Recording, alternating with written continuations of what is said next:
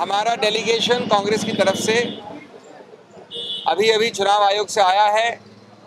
5 मुख्य मुद्दे हमने उठाए उनके समक्ष। चुनाव आयोग ने हमें बहुत ध्यान से सुना है और आश्वस्त किया है कि कुछ केसेस में एक्शन शुरुआत कर दी गई है, कुछ में चल रही है तहकीकात।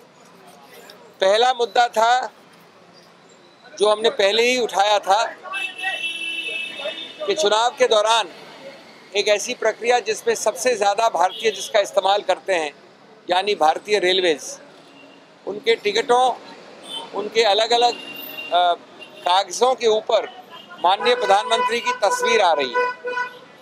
अगर तस्वीर किसी भी कैंपेनर की आती, चाहे वो प्रधानमंत्री हो, एक ऐसे प्रक्रिया में जो भारत के सैकड़ों करोड़ों लोगों के साथ जुड़ी है, यानी भारतीय रेलवेज़, तो निश्चित रूप से ये समतल ज़मीन, लेवल प्लेइंग फील्ड जो अति आवश्यक है गणतंत्र लोकतंत्र में, एमसीसी के दौरान उसका उल्लंघन होता है, घोर उल्लंघन होता है। जहाँ तक हमारी सूचना है, हमारे तथ्य हैं, उसके अनुसार इसका एक गंभीर मत लिया गया है चुनाव आयोग द्वारा और उन्होंने प्रक्रिया शुरू कर दी है। और हमें आशा और विश्वास है कि या तो ये प्रतिबंधित हो गई है या होने ही वाली है। ये तुरंत रुकनी चाहिए क्योंकि ये बिल्कुल धरातल को अनइवन कर देती है, बराबरी से हटा देती है। दूसरा जो आपके समक्ष पब्लिक डोमेन में आया, अत्यंत विचित्र बात है कि माननीय प्रधानमंत्री जैसा उच्च पदासीन व्यक्ति अपने खुद के हेलीकॉप्टर में इतना बड़ा ब्लैक बॉक्स लेके उतरता है। ये कर्नाटक का विषय है, इसकी कंप्लेंट तुरंत की गई थी। जब ये हुआ तो चुनाव आयोग ने भी नोटिस जारी किया। उसके 4 या 5 दिन पहले हम लोग सब आए थे और बताया था चुनाव आयोग को कि अरुणाचल प्रदेश में एक तरफ मुख्यमंत्री, उप मुख्यमंत्री, सत्तारूढ़ पार्टी के अध्यक्ष बैठे हैं और उनसे 100-200 मीटर दूर एक गाड़ी में लगभग 2 करोड़ रुपए पाए गए हैं। तो ब्लैक बॉक्स की आवश्यकता क्या है कि प्रधानमंत्री के साथ ही जाए? इसकी तहकीकात अति आवश्यक है। आज तक हमें कोई संतोषजनक जवाब नहीं आया है बीजेपी से। चुनाव आयोग को हमने कहा कि इसमें विलंब नहीं होना चाहिए, बल्कि आमतौर पे अगर आप और हम, छोटा हो, बड़ा हो, नीला हो, लाल हो या काला बॉक्स हो, कोई बॉक्स लेके अगर घूमने लगे दिल्ली की सड़कों में भी, और वास्तव में अगर हम चले जाएं हवाई जहाज, हेलीकॉप्टर में बक्सों के साथ, तो तुरंत ईडी और आईटी पहुंच जाता है। ये विचित्र बात है कि आज तक इतने दिनों बाद प्रधानमंत्री के कवच के पीछे छुपकर ये गैरकानूनी काम जो सत्तारूढ़ पार्टी कर रही है, उस सुरक्षा चक्र के पीछे ये अत्यंत दयनीय है, भर्त्सना योग्य है और तुरंत इस पे तहकीकात होकर एक घोषणा होनी चाहिए चुनाव आयोग द्वारा कि सही तथ्य क्या है। तीसरी बात जो हमने बताई वो बड़ी रोचक है। आपको याद है कि 12 तारीख को हम ही लोग आए थे और मेरा सौभाग्य था कि कांग्रेस की तरफ से मैंने दलील की थी कि ये जो विभाजन की घृणात्मक वक्तव्य आ रहे हैं, और 12 तारीख को हम 3 वक्तव्य लाए थे, एक ही दिन तीनों बोले गए थे। नांदेड़ में प्रधानमंत्री द्वारा, लातूर में अमित शाह द्वारा, मेरठ में श्री बिष्ट द्वारा, जो घृणात्मक हैं, वैमनस्य फैलाते हैं, विभाजन करते हैं।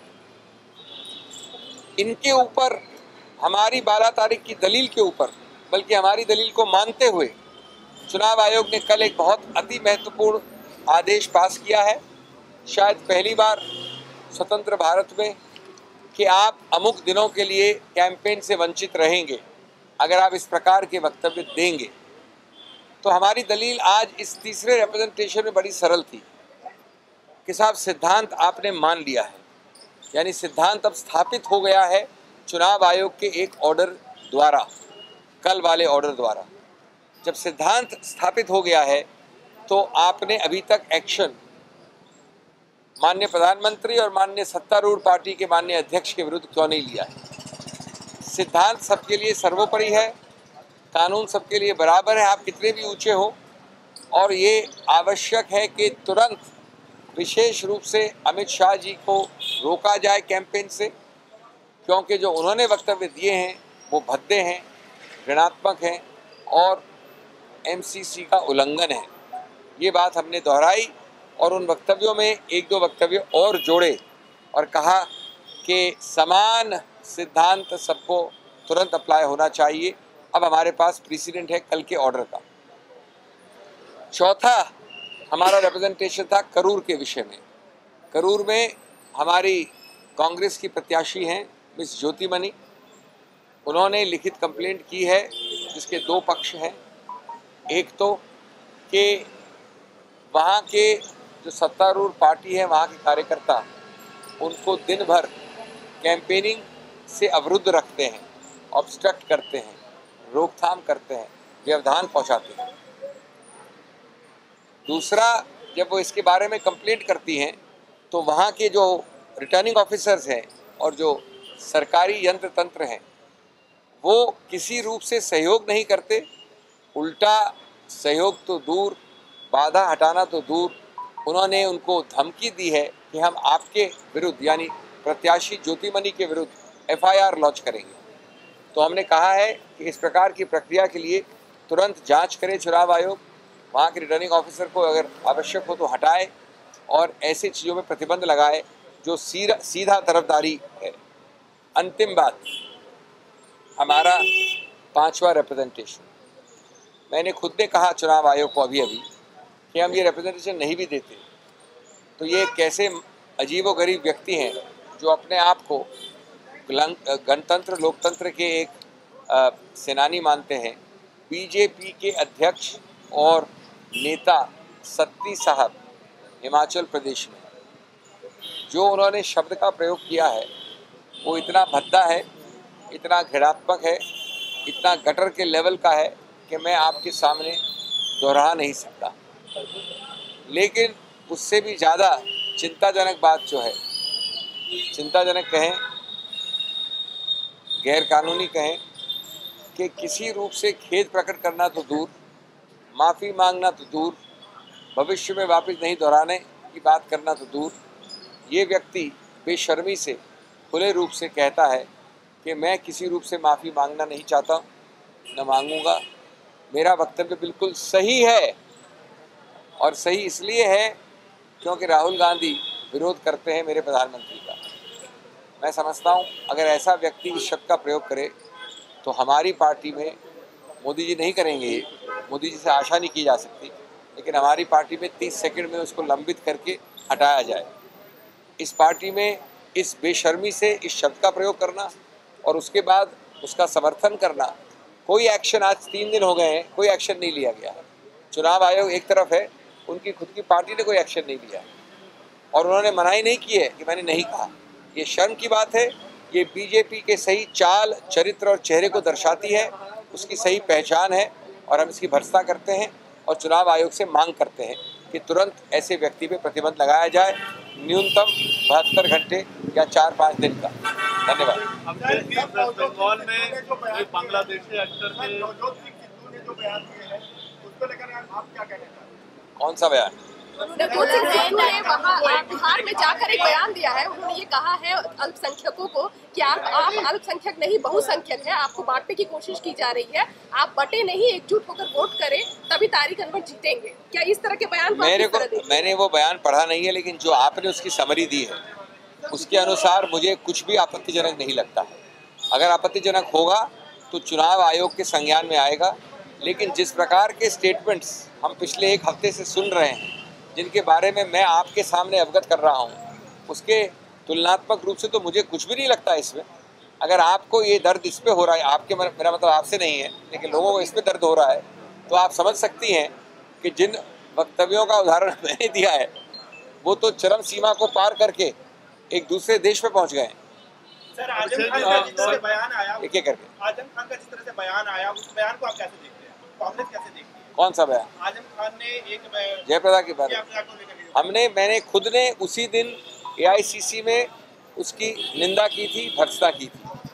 उसके बाद चुनाव, हम लोग दोहरे मापदंड नहीं अपनाते, दोगली आवाज़ में नहीं बोलते, मैंने खुद ने ऑफिशियल चैनल से किया है और उसके बाद चुनाव आयोग ने प्रतिबंध लगा दिया है। क्या मोदी जी ने मिस्टर सत्ती को रोका है 3 दिन से? बंगाल में सर एक बांग्लादेशी फिल्म एक्टर के प्रचार की कंप्लेन आई है, कांग्रेस पार्टी है क्या? देखिए, ये सब आप दूसरी पार्टियों के बारे में मेरे से पूछ रहे हैं। पहले आप तथ्य अवगत कर लीजिए, मेरे पता नहीं, इसके बारे में मैं टिप्पणी नहीं कर सकता। लेकिन मेरे को पता नहीं कि किसी भी देश का व्यक्ति सिर्फ कैंपेन या प्रचार के लिए प्रतिबंधित है कि नहीं, मुझे इसका ध्यान नहीं है। अगर ऐसा हुआ है तो इसके विषय में पूरी सूचियाँ होती हैं और चुनाव आयोग को चेक करना पड़ेगा। सिंह साहब, एक सवाल है sir.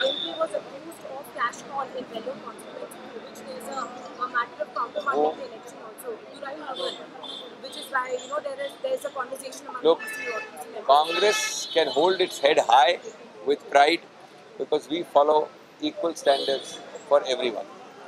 It is the BJP which speaks in double voices. It's the BJP which speaks in a manner which is completely hypocritical. If the election commission finds that I am not at all accepting what you are saying, I am not accepting the facts behind it. But if the election commission finds, let me answer your question by asking you, in Arunachal Pradesh there is admittedly found. So long action is taken. This is only an allegation. Thank you. Sir Singh sir एक सवाल है, शकील अहमद पर कांग्रेस का क्या stand है, ये भी एक बार क्लियर है। ऐसे नहीं बोलिए आप, मेरे को स्पष्ट पूछिए क्या, किस बारे में?